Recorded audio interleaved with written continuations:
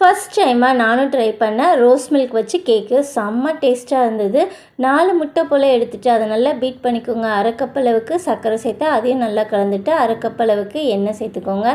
வாசனை இல்லை எந்த எண்ணெய் வேணாலும் சேர்த்துக்கலாம்.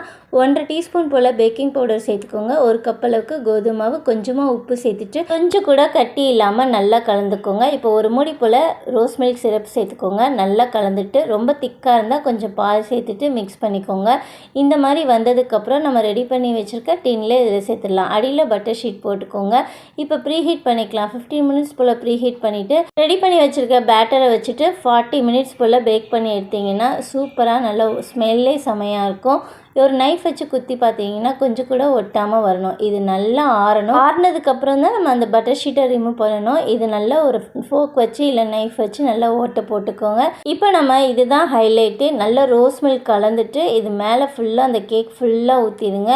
அதுக்கப்புறம் மேலே கொஞ்சமாக ஸ்ப்ரிங்கிள்ஸ் ஃபுல்லாக அப்படியே தூவி விட்டுருங்க. அவ்வளோதான். கட் பண்ணும் போதே பார்த்தீங்கன்னா அவ்வளோ சாஃப்டாக செம்மையாக ஜூஸியாக இருக்கும். கண்டிப்பாக ட்ரை பண்ணி பாருங்கள். வீட்டில் எல்லாருமே என்ஜாய் பண்ணி சாப்பிடுவாங்க.